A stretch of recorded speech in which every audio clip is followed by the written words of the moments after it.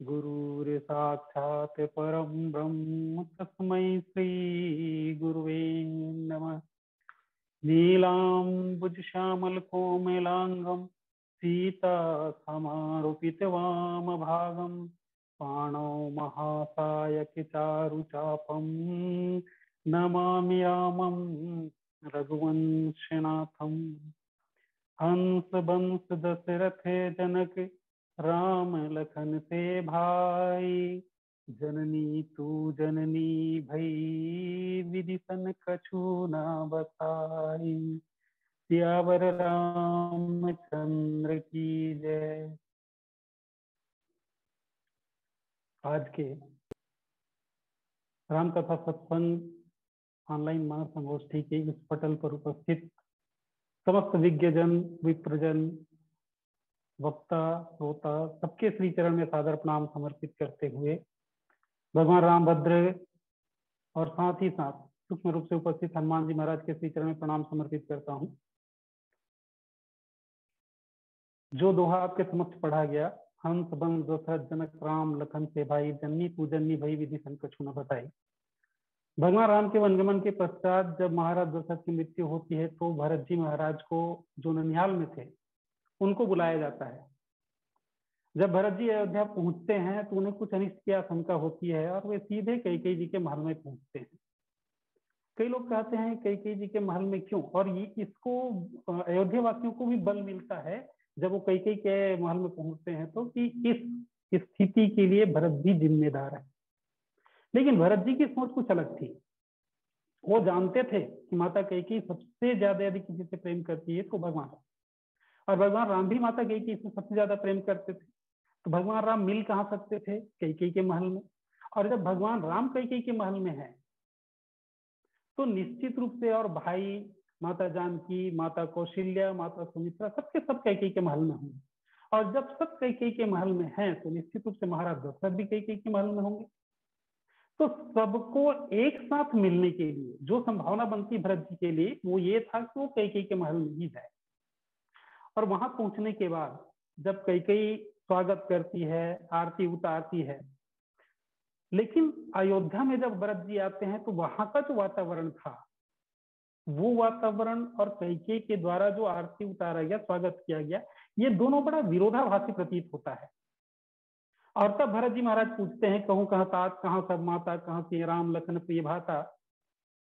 तो कैकेयी कहती है, तात बात में सकल समारी, भय मंत्रा सहाय विचारी, कछुक काज विधि बीच बिगाड़ो, भूपति सुरपति पुर पगुधारे। मैंने कुछ कार्य किया, मंत्रा मेरी सहयोगी बनी, लेकिन विधि के द्वारा बीच में कुछ कार्य को बिगाड़ दिया गया और इसलिए महाराज दशरथ सुरपुर पधार गए, उनकी मृत्यु हो गई।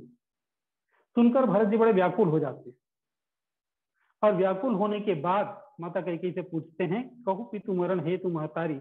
और तब कैकेयी, आदि हुक्ते सब आपनी करनी, कुटिल कठोर मुदित मन भरनी। शुरू से लेकर अपनी जो करनी थी, कुटिलता, कठोरता से भरा हुआ, उसको हर्षित मन से, प्रसन्न मन से वर्णन करती। तब भरत जी महाराज के ऊपर जो प्रभाव पड़ता है, गोस्वामी जी लिखते हैं कि भरत ही विसरे पितु मरण सुनत राम बन गौन हेतु अपन को जान जी थकित रहे धर्म। जब भगवान राम के वनगमन की बात सुनते हैं तो पिता के मृत्यु को भी भूल जाते हैं। और तब जो बात भरत जी महाराज माता कैकेयी के लिए कहते हैं, उसी में हमें आपके बीच चर्चा करनी है। हंस वंश दशरथ जनक राम लखन से भाई, जननी तू जननी भई विधि संकट न बताई। ये वंश कैसा है? तो बोले कि हंस वंश है, जिनमें महाराज दशरथ हमारे पिता हैं, राम लखन जैसे भाई हैं, लेकिन तू जननी होते हुए भी जननी ही रह गई, क्योंकि विधि के साथ या ब्रह्मा के साथ हमारा कोई वश नहीं चलता। ये सर्वार्थ है इस दोहे का। इसमें जो शब्द कहा गया भरत जी महाराज के द्वारा हंस वंश, हंस वंश का तात्पर्य क्या है? जैसे हमारा आप सब जानते हैं कि हंस मानसरोवर में रहता है और केवल मोती खाता है। यदि उसे भूख लगती है तो केवल मोती खाता है। तो मोती ना मिले तो वो कुछ भी नहीं खाएगा, भले ही भूख में मर जाए, लेकिन खाएगा तो केवल मोती। बिल्कुल यही स्थिति महाराज दशरथ की थी। उनके जीवन में राम यानी राम, राम के सिवा और कोई दूसरा स्वीकार ही नहीं हुआ। ठीक है, वो तैयार तो जरूर हो जाते हैं कि भरत को युवराज बना दिया जाएगा, राम की जगह भरत को युवराज बना दिया जाएगा, तैयार हो जाते हैं। लेकिन उसमें भी उनकी एक शर्त जुड़ी हुई थी, और शर्त ये कि ठीक है, हम भरत को युवराज तो बना देंगे, उनका तिलक कर दिया जाएगा, लेकिन राम का वनवास नहीं होना चाहिए, यानी राम यहां रहे, क्योंकि राम ही उनके प्राण का आधार था। कई कई से चाहते भी हैं कि मोरे भरत राम दुई आंखी, राम और भरत तो मेरे दो आंख हैं। ठीक है, यदि भरत के रूप में मैं एक तरह तिलक कर देता हूं, युवराज बना देता हूं, तो दूसरे आंख को क्यों खोना चाहती? दूसरा आंख भी तो सही होना चाहिए। विश्वामित्र जब भगवान राम को मांगने के लिए आते हैं यज्ञ रक्षा के लिए, तो उस समय भी महाराज दशरथ जो कहते हैं कि सब सुख प्रिय मोहि प्राण की नाई, जितने भी पुत्र हैं, चारों पुत्र हैं, वो चारों पुत्र मुझे प्राण की तरह प्रिय हैं, लेकिन उसमें भी राम देत नहीं बने गोसाई। सबके सब प्राण की बातें हैं, सब प्रिय हैं, लेकिन उनमें भी मैं राम को तो बिल्कुल नहीं दे सकता। तो ये राम के प्रति उनका जो प्रेम था। मनु शतरूपा के प्रसंग में देखें तो महाराज मनु भगवान जब आते हैं तो उनसे जब मांगने की बारी आती है तो मांग तो लेते हैं कि चाहूं तुम्हें तमाम सुख प्रभु संकमन कराऊं, मैं आपको पुत्र के रूप में चाहता हूं, मांगते हैं। लेकिन मांगने के बाद उसको और कुछ सुधार करते हैं, और सुधार में कहते हैं कि सुत विषयक तो पदरति हुई, पुत्र के रूप में ही तुम्हारे चरण में मेरा प्रेम होना चाहिए। भले ही इसके लिए मोहि बड़ मूड कहे किनको, मनी बिनु फनी जिम जल बिनु मीना, मम जीवन तिमि तुम ही अधीना। मेरा जीवन कैसा होना चाहिए? तो बोले कि मेरा जीवन तुम्हारे अधीन होना चाहिए, तुम्हारे कारण ही मेरा जीवन चलता रहे। ऐसा उन्होंने पहले से ही मांग लिया था। तो ये महाराज दशरथ जो थे, अंत में जब मृत्यु का समय आया तो उस समय भी इसी बात को रखते हैं कि हा रघुनंदन प्राण पीड़िते, तुम बिन जियत बहुत दिन बीते। तुम नहीं हो उसके बाद भी मैं जीवित हूं, और कितना दिन? तो बोले कि बहुत दिन। तो ये महाराज दशरथ के जीवन की स्थिति थी, राम यानी राम, राम के सिवा और कोई स्वीकार नहीं। सब पुत्र प्रिय हैं, लेकिन सबसे ज्यादा प्रिय कौन है? तो बोले कि राम। तो भरत जी महाराज कहते हैं कि माता कैकेयी से कहते हैं कि तुम अपने पति के मन की बात को नहीं जान सकी। महाराज दशरथ चाहते क्या थे? वो तो यहां तक तैयार हो गए कि ठीक है, भरत का युवराज बना दिया जाएगा, लेकिन राम को वनवास मत दो, राम को यहां रहने, इतना ही तो चाहते थे। और पति के मन की बात को छोड़ो, तुम्हारे लिए जो बात कही गई है कि जननी तू जननी भई, वैसे पटेल भैया उस दिन कह रहे थे कि ये व्यंग है तो निश्चित रूप से भरत जी जो बात कहते हैं कि जननी तू जननी भाई, बहुत ही बड़ा व्यंग माता कैकेयी के ऊपर में किया गया था। वैसे ये प्रसंग जो है, इस प्रसंग को कहते हैं कि भरत समुद्र के मंथन की शुरुआत, भरत समुद्र का जो मंथन किया गया और वहां से तेम अमी मंद्रू वीर भरत तयोधि गंभीर मत कृपा सिंधु रघुवीर, तो वो शुरुआत कहाँ से हुआ है? समुद्र मंथन का शुरुआत जो होता है वो यहीं से होता है, और यहां से ही उसमें से जो रत्न निकलने शुरू होते हैं। था वो रत्न था हलाहल विष, और यहां भी हलाहल विष ही निकलता है।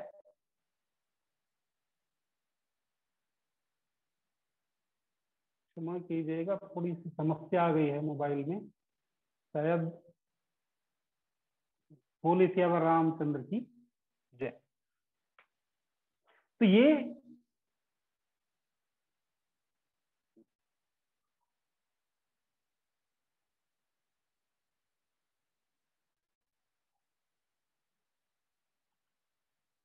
ये जो समुद्र मंथन हुआ,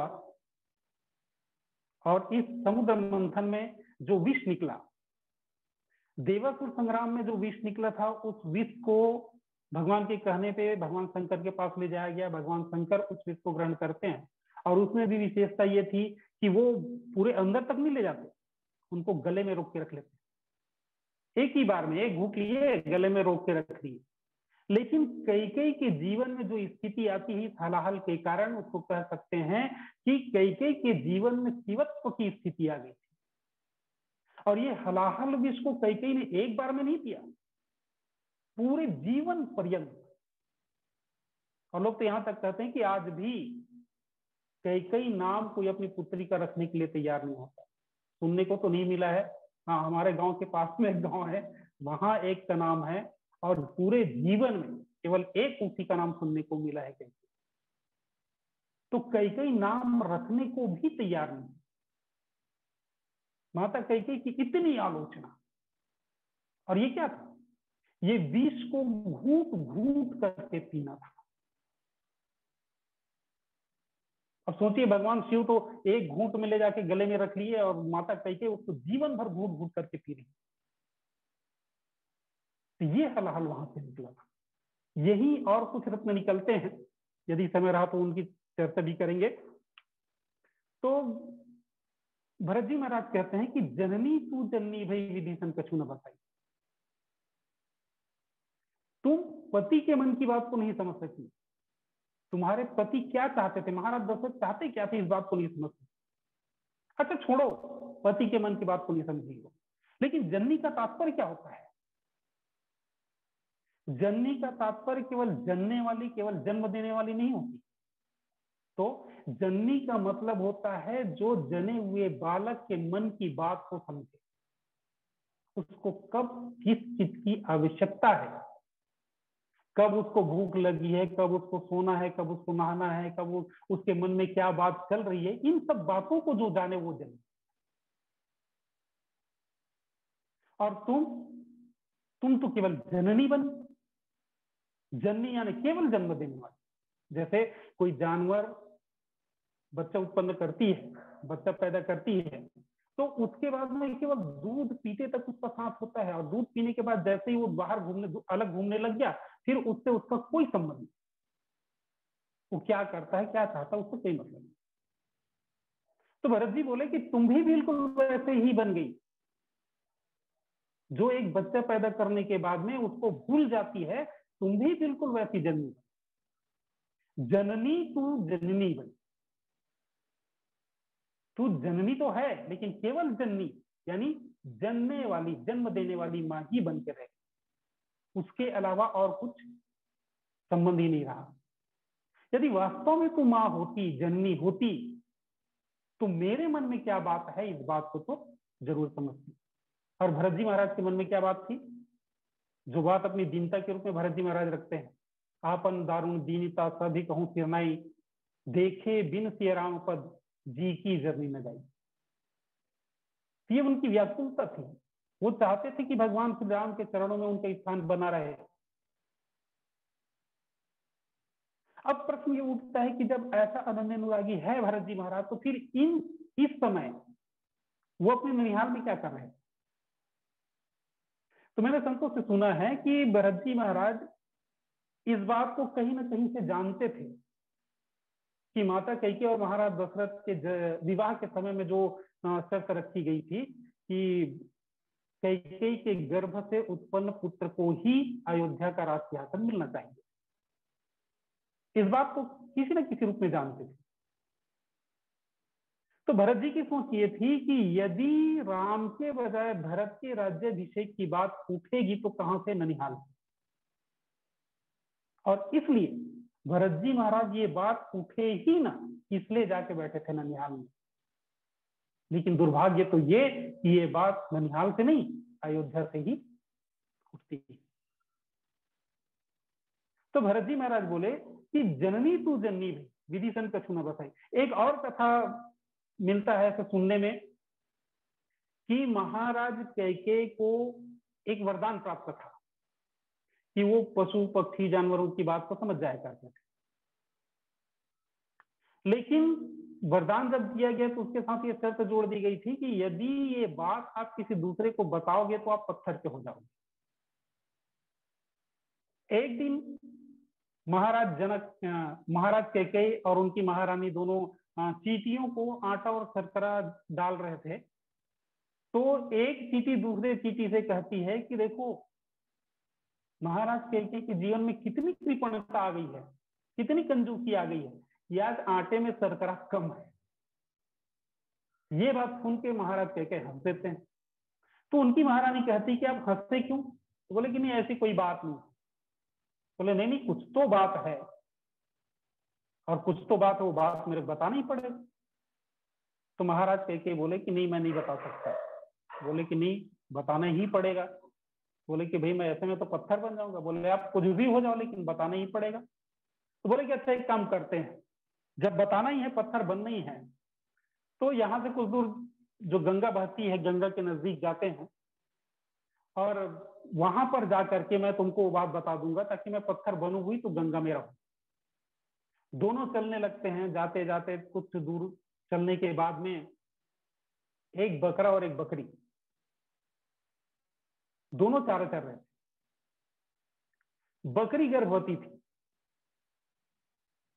और वहीं पे एक कुछ गड्ढा, थोड़ा गहरा गड्ढा था, और उस गहरे गड्ढे के अंदर बहुत ही हरा हरा घास उगा हुआ था। तो बकरी कहती है कि तुम मेरे लिए वो घास ला दो। तो बकरा कहता है कि भाई यदि मैं वहां गया तो मैं गिर के मर जाऊंगा। तो बोली कि नहीं तो कोशिश तो कर सकते हो। बोले कि नहीं कोशिश की बात छोड़ो, वहां गया यानी गिरना निश्चित है और मैं मर ही जाऊंगा। बोले अरे कोशिश करो, जाके ले आओ, और तुम मेरे लिए इतना नहीं कर सकते? तो बकरा कहता है क्या तुमने मुझे महाराज कैकेयी समझ लिया है कि मैं तुम्हारे लिए अपने प्राण को त्याग दूं? ये बात जब महाराज कैकेयी सुनते हैं तो वापस पलट के आ जाते हैं, और इसी बात की उलाहना भरत जी महाराज के द्वारा कैकेयी को दिया गया कि जननी तू जननी भई। देखिए पहले क्या था, जननी तू जननी भई, और अब जननी तू जननी भई, यानी तुम अपनी मां के समान बन गई हो। जिन्होंने महाराज कैकेयी को पत्थर बनाने के लिए भी नहीं सोचा था, तो तुम उसके जैसे भी बन गई। महाराज दशरथ की मृत्यु हो गई है, पुत्र का वनवास हो गया है, और एक पुत्र उसके दुख में इतना व्याकुल है। तो जननी तू जननी भई, चाहे किसी भी दृष्टि में ले, जननी तू जननी भई यानी केवल जन्म देने वाली मां बन के रह गई, या जननी तू जननी भई यानी अपनी मां से भी तुम आगे निकल गई। विधि संग कछु न बताई। इसके लिए ब्रह्मा के साथ मेरा कोई वश नहीं चल सकता कि तुम मेरी मां बनी हो। इस हंस वंश में दशरथ के समान पिता, राम लखन जैसे भाई, और तुम्हारी जैसी मां मिली है जिसके लिए विधि के साथ मेरा कोई वश नहीं चल सकता। तो भरत जी महाराज कहना क्या चाहते थे ये यदि विधि के साथ वश चलता, ब्रह्मा के साथ वश चलता तो क्या करते? देखिए भरत जी इस प्रसंग के बाद से कैकेयी को कभी मां नहीं कहते। तो इस प्रसंग के बाद क्यों मां नहीं कहते? बोले कि एक बात तो पहले चर्चा कर ली जाए कि ये जो बातें जो हो रही है उन बातों के लिए भाई भरत जी को कहते हैं कि जौन हो तो जग जन्म भरत को, सकल धर्म धूर धरनी धरत को। जितने भी धर्म हैं वो सब धर्म धूल में मिल जाते हैं। और इन्हीं भरत जी के लिए कहा गया है कि वशिष्ठ जी कहते हैं कि समुझब कहब करब तुम जो, तुम जो समझोगे, तुम जो कहोगे और जो तुम करोगे वो क्या होगा? बोले धर्म सार जग होई है, वो धर्म सार होगा। चित्रकूट की सभा में वशिष्ठ जी कहते हैं कि मैं तो आज तक समझता था कि धर्म की बातें मैं ही करता हूं, लेकिन वास्तव में तुम जो समझोगे, तुम जो कहोगे और तुम जो करोगे वो धर्म होगा। और धर्म ही नहीं, धर्मसार होगा। और ऐसे धर्मसार भरत के द्वारा अपनी मां के लिए ये बातें कहना कुछ अटपट ऐसा लगता है। जिनको हम धर्मसार कहते हैं, जिनके बिना दुनिया में किसी धर्म के टिकने की आशा ही नहीं की जा सकती, वो भरत जी महाराज अपनी मां को इस तरह से प्रताड़ित करे, इस तरह से धिक्कारे।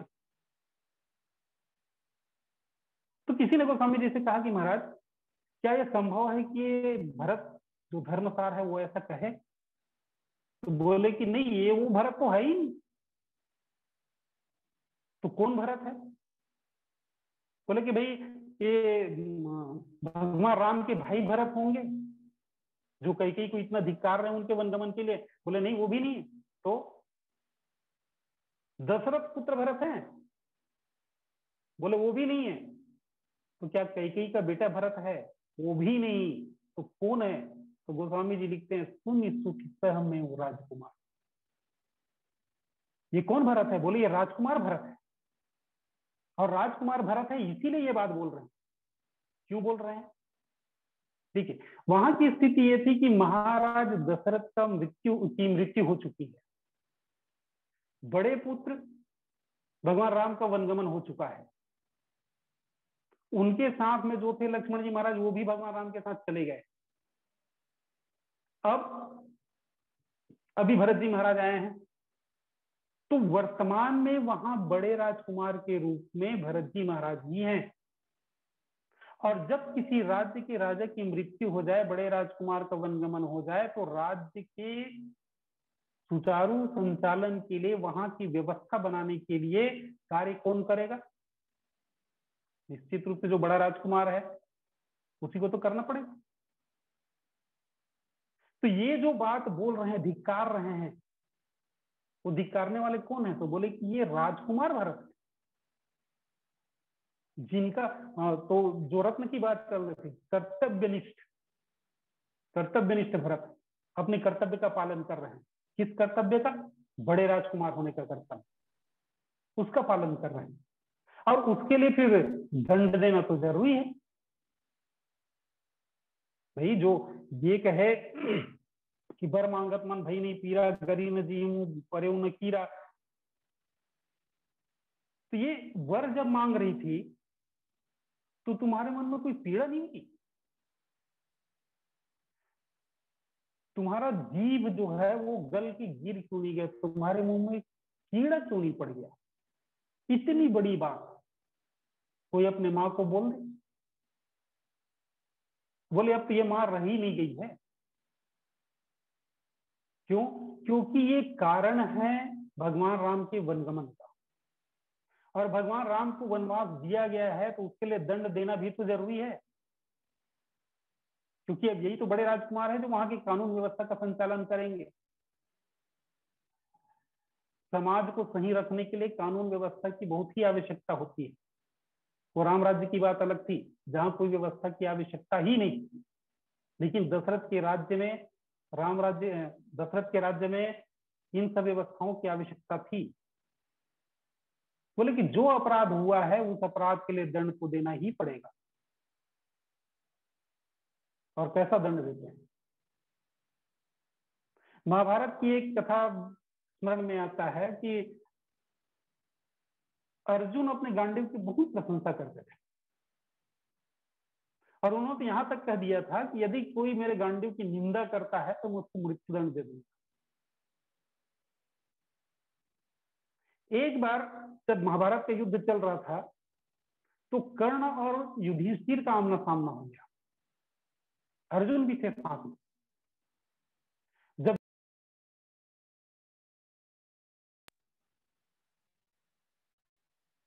कर्ण के द्वारा युधिष्ठिर को घायल कर दिया गया और अर्जुन कुछ नहीं कर सके, तो युधिष्ठिर ने कहा कि धिक्कार है तुम्हारे गांडीव पर, तुम गांडीव लेकर उस स्थान पर उपस्थित थे, उसके बाद भी तुम मेरी रक्षा नहीं कर सकते। अब अर्जुन तो सुन लिया चुपचाप, लेकिन कई लोग होते हैं ना उचकाने वाले, तो किसी ने कहा कि अर्जुन तुमने तो प्रतिज्ञा की थी कि कोई यदि तुम्हारे गांडीव की निंदा कर दे तो तुम उसको मृत्युदंड दोगे। अर्जुन को स्मरण हो आया कि हाँ कहा तो था मैंने, तो अब तो निंदा भैया युधिष्ठिर ने की तो उसको मृत्युदंड दो। अब अर्जुन भी अपने बात का पक्का तैयार हो गया मृत्युदंड देने के लिए, और युधिष्ठिर का जो लगा हुआ था वहां जहां निवास था वहां जाने के लिए निकलते हैं। और जब वो जा रही इस बात का पता चलता है तो किसी ने भगवान कृष्ण से कहा कि महाराज ऐसी सी बात हो गई और अर्जुन को मृत्युदंड देने के लिए युधिष्ठिर की ओर जा रहे हैं, महाराज युधिष्ठिर को दंड देने जा रहे हैं। तो भगवान कृष्ण पहले पहुंच के महाराज युधिष्ठिर के निवास के सामने खड़े हो गए। अर्जुन जब आया तो अर्जुन से पूछते हैं भगवान कृष्ण, क्यों अर्जुन क्या बात है, इतने क्रोधित होकर कहां जा रहे हैं? तो अर्जुन बोला कि महाराज भैया युधिष्ठिर ने मेरे गांडीव की निंदा की है और मैंने प्रण किया था कि यदि कोई मेरे गांडीव की निंदा करता है तो मैं उसको मृत्युदंड दूंगा। तो आज इन्होंने मेरे गांडीव की निंदा की इसलिए मैं उनको मृत्युदंड देने जा रहा हूं। भगवान कृष्ण ने कहा कि अर्जुन अरे किसी को जान से मार देना ही मृत्युदंड थोड़ी होता है, और चूंकि वो अपने से बड़े हैं, अपने से अग्रज, तो यदि उनको कुछ अपशब्द कह दिया जाए तो ये उनके लिए मृत्युदंड के समान होगा। बस यही बात यहां भी है। भरत जी महाराज माता कैकेयी को मृत्युदंड देते हैं इस कारण के लिए, और मृत्युदंड के रूप में इतना धिक्कारते हैं, इतना प्रताड़ित करते हैं उनको बातों से कि माता कैकेयी को मृत्युदंड मिल जाता है। और इसके बाद से भरत जी महाराज कभी माता कैकेयी को मां नहीं कहते। एक बार माता कैकेयी ने भगवान राम से शिकायत की थी, बोली बेटा राम भरत मुझको मां नहीं कहता। तो भगवान राम ने कहा कि क्यों नहीं कहता? बोली कि भरत से ही पूछ लो, मैं तो चाहती हूं कि वो मुझे मां कहे, लेकिन भरत इसके लिए तैयार नहीं। भगवान राम और भरत जी महाराज जब बैठे थे, भगवान राम ने भरत जी से कहा कि भरत माता कैकेयी कि तुम मां क्यों नहीं कहते? उन्होंने तुमको जन्म दिया है, तुम्हारे जन्म देने वाली माँ है, तुमको माँ तो कहना चाहिए। बोले भगवान इसीलिए तो मैं माँ कहता था, लेकिन जब माँ कहता था इसके लिए उन्होंने आपको 14 वर्ष का वनवास दिया, और अब यदि मैं माँ कहूं तो पता नहीं कितने वर्ष का वनवास देगी, इसलिए मैं माँ नहीं कहता। भगवान बोले कि ठीक है, लेकिन लोक व्यवहार के लिए तो कहना चाहिए। हम जिस संसार में, उस संसार में जो हमारा व्यवहार है उस व्यवहार के चलते तो कैकेयी को माँ कहना चाहिए। तो भरत जी महाराज बहुत सुंदर बात कहते हैं, बोले भगवान जो आपके मुंह से, भगवान के मुंह से, ब्रह्म के मुंह से मां शब्द सुन चुकी हो, उसके जीवन में तो ये इच्छा ही नहीं होनी चाहिए कि वो किसी दूसरे के मुंह से मां शब्द और सुने। तो इस दृष्टि से भी मेरा मां कहना उचित नहीं।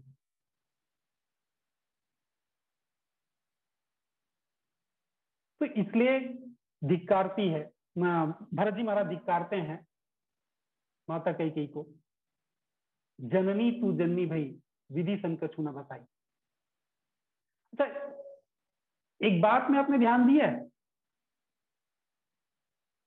भगवान राम के वनगमन के, भगवान राम के राज्याभिषेक की संकल्पना के बाद जो घटनाक्रम चलता है, उस घटनाक्रम में भगवान राम के वनगमन से लेकर महाराज दशरथ की मृत्यु तक लगभग 6 दिनों का समय था।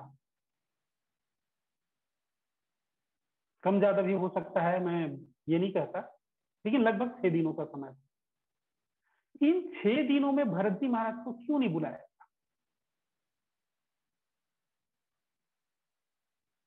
6 दिन के समय में भरत जी महाराज को नहीं बुलाया गया। और बुलाया भी कब गया? जब महाराज दशरथ की मृत्यु हो जाती है तब। तो ऐसा क्या कारण था कि किसी ने भी इस ओर ध्यान नहीं दिया? और यहां तक जो कैकेयी भरत जी महाराज को युवराज बनाने के लिए इतनी व्यग्र थी, वो नहीं बुलाती। महाराज दशरथ जिन्होंने ये स्वीकार कर लिया था कि ठीक है, भरत को युवराज बना देंगे, वो नहीं बुलाते। वशिष्ठ जी महाराज जो गुरु थे, यानी सबसे भारी थे, वो नहीं बुलाते, जबकि अंत में उन्हीं के द्वारा बुलाया जाता है महाराज दशरथ की मृत्यु के बाद। और फिर माता कौशल्या भी तो बुला सकती थी, वो भी नहीं बुलाते। तो क्यों नहीं बुलाया गया? तो इनके व्यक्तित्व को सामने रखकर यदि इस बात की चर्चा की जाए तो महाराज दशरथ के जीवन में तो बात ही थी कि राम यानी राम, राम के सिवा और कोई दूसरा स्वीकार नहीं है। ठीक है, भरत को युवराज बना दिया जाएगा, लेकिन भरत के आने से मेरी मृत्यु रुक जाएगी, ऐसा संभव नहीं। मृत्यु कब रुकेगी? तो बोले कि राम के ही आने से मृत्यु रुकेगी। उन्होंने जब सुमंत को भेजा तो सुमंत को एक बात बोल के भेजे थे कि सुठ सुकुमार कुमार दो, जनक सुता सुकुमारी, रथ चढ़ाई देखराई बन, फिरे गए दिन चाहे। रथ में बिठा के ले जाना, 4 दिन वन घुमाना, उसके बाद में वापस ले आना। हाँ, इसके बाद भी ये हो सकता है कि जो नहीं फिर ही धीर दो भाई, दोनों भाई यदि वापस आने के लिए तैयार नहीं तो एक काम करना, क्या? तो तुम विनय करो कर जोरी, फिर ये प्रभु मिथिलेश की जोरी। विनती करना और विनती करके मिथिलेश कुमारी को ले आना, जानकी जी को ले आना, सीता को ले आना। तो सीता के आने से क्या होगा? तो बोले कि ठीक है, राम यदि नहीं आते, लेकिन यदि सीता भी आ जाए तो यही विधि करे उपाय कदम, फिर हो प्राण अवलंबा, प्राण को एक आधार मिल जाएगा कि राम के आते तक मैं उस प्राण को रोक के रख सकूं। इसके लिए एक आधार की आवश्यकता है जो सीता के आने से पूरा हो जाएगा, भरत के आने से नहीं। और इसलिए वो सुमंत की प्रतीक्षा करते हैं, क्योंकि उनको विश्वास था कि हो सकता है राम आ जाए। अच्छा, राम और लक्ष्मण नहीं आएंगे तो जब सुमंत को कहा गया था कि जब सीता वन को देख करके डरेगी तब उसको इस बात को कहना, ताकि वो वापस आ जाए। तो उनको विश्वास था कि कोई ना कोई तो वापस आएगा, और ये उनके प्राण के आधार थे। इसलिए वो भरत जी को नहीं बुलाया। अच्छा, कैकेयी के लिए देखते हैं इसी बात को। तो कैकेयी चाहती थी कि भरत को बुलाने में जितना विलंब हो सके उतना विलंब किया जाए। क्यों? बोले कि बात एक तो ये होगी कि भरत, भगवान राम वन को गए हैं तो जितना अधिक दूर जा सके उतना अच्छा, क्योंकि भरत को बुलाने में परेशानी होगी, इसलिए हो सकता है कि भरत नहीं जाएगा। दूसरी बात, ज्यादा समय होने पर क्या होगा कि जो अयोध्या की स्थिति है, पूर्ववासियों का दुख है, वो दुख कम हो जाएगा। और जब भरत वापस पलट के आएगा, भरत ननिहाल से आएगा, तो उसको सहर्ष स्वीकार कर।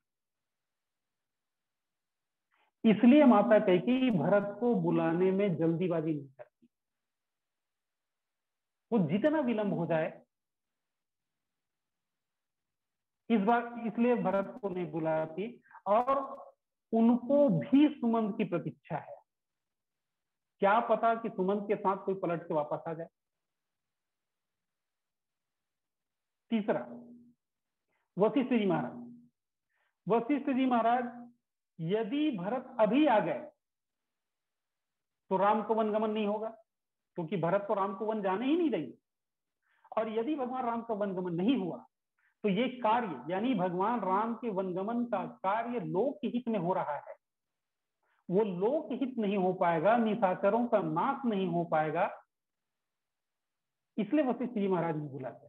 दूसरी बात यह थी कि वहां अभी महाराज दशरथ जीवित हैं, वो नहीं बुला रहे हैं।